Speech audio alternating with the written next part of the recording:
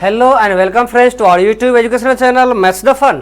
आज हम लोग क्लास 10 के इस क्लास में जो टॉपिक्स पढ़ने जा रहे हैं ये कोऑर्डिनेट ज्योमेट्री का लास्ट टॉपिक होगा, जिसमें एरिया फाइंड करना होगा। क्या फाइंड करना होगा? एरिया फाइंड करना होगा, चाहे वो ट्राइंगल हो चाहे वो क्वाड्रिलेटरल हो। जनरल अगर क्वाड्रिलेटरल भी होगा तो उसे हम ट्राइंगल में डिवाइड करके ही हम निकालेंगे। और एरिया ऑफ ट्राइंगल निकालने के लिए, ट्राइंगल के एरिया को निकालने के लिए, जैसे अगर इसका x1 y1, x2 y2 और x3 y3 फार्मूला है, तो इसके लिए एक बहुत आसान फार्मूला को याद करने का रूल हमने बताया है। जैसे आप half bracket x y minus y, x y minus y, x y minus y लिख देते हो। अब यहाँ पे आपको 1 2 3 तीन वर्टेक्स है, तो 1 2 2 3 3 1 इस तरह से चलना है। 1 2 3 ये 1 वाला हो गया। अब यहाँ से 2 से शुरू करेंगे, 2 3 1 फिर 2 वाला हो गया। अब यहाँ 3 से शुरू करेंगे, 3 1 2। इस तरह से अगर आप बनाते हो आसानी से फॉर्मूला भी आपको याद हो जाएगा और बना लेंगे। आइए हम असल में इस फॉर्मूले के डेरिवेशन को देखने जा रहे हैं। क्या देखने जा रहे हैं? फॉर्मूला ये आया क्यों। इसमें बाद में दो स्पेशल चीज इसके बताएंगे हम आपको।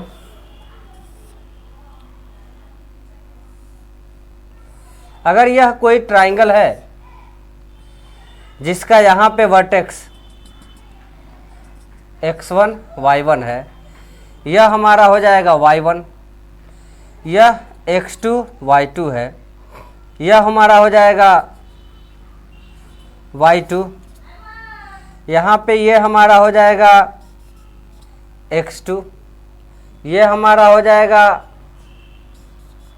x1 और ये हमारा हो जाएगा x3। और ये अगर इधर आ जाएगा तो यहाँ पे पड़ जाएगा ये y3। तो हम यहाँ पे एक चीज़ कर रहे हैं कि हम इसे ट्रेपेजियम पैरेलल लाइन लेकर के ट्रेपेजियम में डिवाइड कर दे रहे हैं।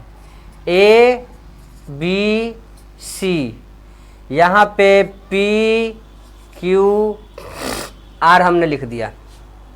अब अगर हम area of trapezium A B P Q और ए सी आर क्यू को जोड़ देकर और उसमें से बी पी आर सी अगर घटा लेते हैं तो हमारा एरिया ऑफ ट्राइंगल बच जाता है। इसी प्रॉपर्टीज़ का, इसी मेथोलॉजी का हम यहाँ इस्तेमाल करने वाले हैं।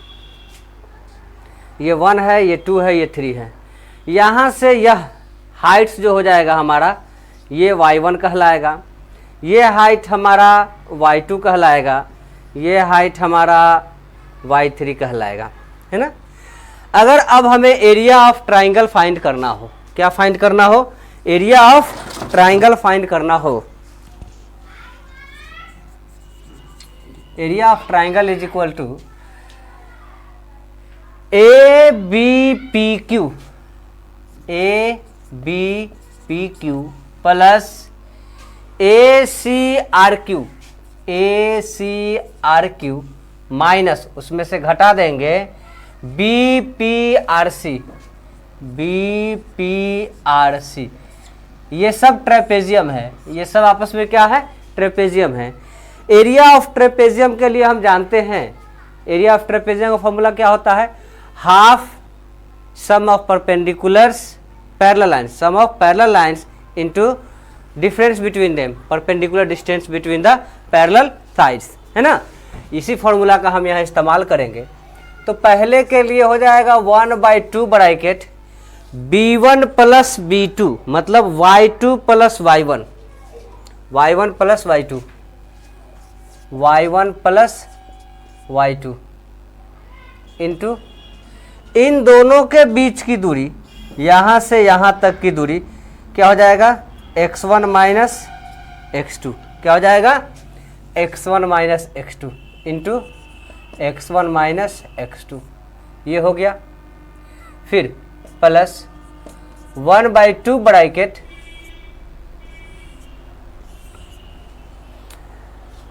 b1 और b2 क्या हो जाएगा, y1 प्लस y3, क्या हो जाएगा, y1 प्लस y3 इंटू इन दोनों के बीच की दूरी x3 minus x1, x3 minus x1,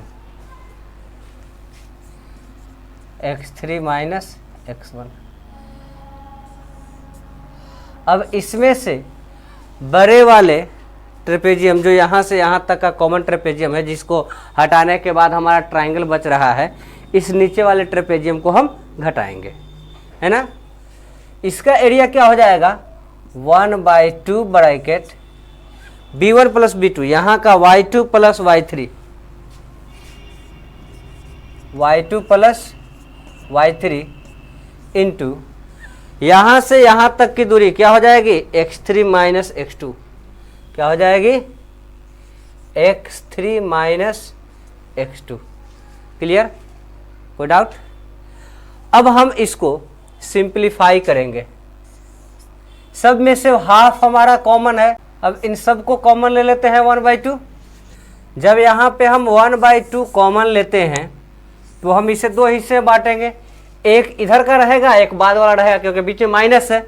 या माइनस का काम भी कर सकते हैं एक ही स्टेप में, लेकिन हाँ एक स्टेप में कन्फ्यूज़न कम हो, इसलिए एक स्टेप में हम लोग नहीं करेंगे। यहाँ पे इसको मल्टीप्लाई किया तो ये क्या हो गया, x1 y1, ये हो जाएगा x1 y2, x1 y2, फिर यह हो जाएगा minus x2 y1, x2 y1, फिर ये हो जाएगा माइनस x2 y2, और यहाँ पे हो जाएगा 1/2 कॉमन ले चुके हैं, x3 y1, x3 y1, फिर ये हो जाएगा plus x3 y3, x3 y3, और ये हो जाएगा x1 y1, x1 y1, फिर ये माइनस हो जाएगा x1 y3, x1 y3। यहाँ तक हमारा एक साथ था, दोनों प्लस वाला था। अब बीच में प्लस था तो जोड़ दिया, अब एक माइनस है तो यहाँ पे माइनस दे करके हम दूसरा ब्रैकेट इसका लिख देंगे, क्योंकि 1/2 कॉमन ले चुके हैं। x3 y2 क्या हो जाएगा, x3 y2, फिर हो जाएगा plus x3 y3, x3 y3, और ये हो जाएगा x2 y3 minus x2 y3, और ये हो जाएगा minus x2 y3, x2 y2, x2 y2 minus है पहले, x2 y2, उसके बाद x2 y3, x2 y3, bracket बंद कर देंगे। इसे सिंप्लीफाई कर देंगे तो ये क्या आ जाएगा, 1/2 ब्रैकेट x1 y1 प्लस जी ये क्या है, x1 y1 plus x1 y2 minus x2 y1, x2 y1 minus x2 y2, x2 y2 plus x3 y1, x3 y1 plus x3 y3, x3 y3 minus x1 y1 minus x1 y3, फिर ये हो जाएगा minus x3 y2 minus x3 y3 plus x2 y2 plus x2 y3, x2 y3। इसे हम अब काट देते हैं, x1 y1 यहाँ का और x1 y1 यहाँ का, प्लस और माइनस है कैंसिल हो गया, x2 y2 यहाँ माइनस है और यहाँ पे x2 y2 प्लस है कैंसिल हो गया, x3 y3 प्लस है और यहाँ पे x3 y3 माइनस है ना, x3 y3 माइनस है, ये कट गया। अब हमारा जो बच जाता है 1/2 ब्रैकेट, यहाँ हो गया x1 y2, फिर x1 वाले को यहाँ से तलाश करके लाते हैं, minus x1 y3 plus x2 y3 minus x2 y1 फिर प्लस x3 y2 या प्लस x3 y1 प्लस वाले को पहले कर दिया है, माइनस x3 y2, ये हमारा कॉमन हो गया। अब इन दोनों में से हमारा कॉमन बनता है x1, तो 1/2 ब्रैकेट x1 जब हम यहाँ कॉमन लेंगे तो ये हो जाएगा y2 माइनस y3, है ना। फिर यहाँ प्लस x2 कॉमन ले लेंगे तो यह हो जाएगा y3 माइनस y1। फिर यहाँ x3 अगर कॉमन ले लेते हैं तो ये हमारा हो जाएगा y1 माइनस y2। क्लियर। अब हम इसे फार्मूला जो यहाँ बताया था वो ऑप्ट हो गया, वो हमने यहाँ अवेल कर लिया। यहाँ ध्यान देने वाली बात ये होगी कि जब हम कोई क्वाड्रिलेटरल का एरिया निकालने जाएंगे तो दो ट्राइंगल मिला करके दोनों को जोड़ देंगे। Area never be negative, area कभी भी नेगेटिव नहीं होता है, एरिया का मैग्नीट्यूड कभी भी नेगेटिव नहीं होगा, यह हमेशा पॉजिटिव रहेगा। मान लिया कि अगर हम इसका एरिया 20 यूनिट आ रहा है और इसका माइनस 16 यूनिट आ रहा है तो पूरे का एरिया हम क्या लिखेंगे, 20 प्लस 16 लेंगे। माइनस 16 यूनिट को हम प्लस 16, उसका मैग्नीट्यूड जब भी होगा वो पॉजिटिव काउंट होता है तो प्लस ले लेंगे और इज इक्वल टू 36 यूनिट निकाल देंगे एरिया। अगर हमें किसी ट्राइंगल का एरिया 0 आ जाता है मतलब वो 3 पॉइंट जो है कोलिनियर हैं, एक ही लाइन पे तीनों पॉइंट है, उनका एरिया 0 है, इसीलिए इस ट्राइंगल का एरिया 0 आया है। या यूं कहा जाए कि अगर हमें किसी पॉइंट को कोलिनियर दिखाना होगा तो उसका एरिया इज इक्वल टू 0 लेना होगा। एरिया कितना लेना होगा, 0, और तब यहाँ फॉर्मूला डालेंगे 1/2 middle bracket x bracket y minus y is equal to करके 0 डाल देंगे और उसका जो वैल्यू है वो फाइंड करना रहेगा k के लिए, a के लिए, b के लिए, p के लिए, किसी के लिए भी उसका वैल्यू हम फाइंड कर लेंगे। इस तरह से हम अपना एक्सरसाइज 7.3 जो है NCERT कंप्लीट कर लीजिएगा। NCERT के कल क्वेश्चन देखेंगे, जो आपका डिमांड आएगा वो मैं बताऊंगा।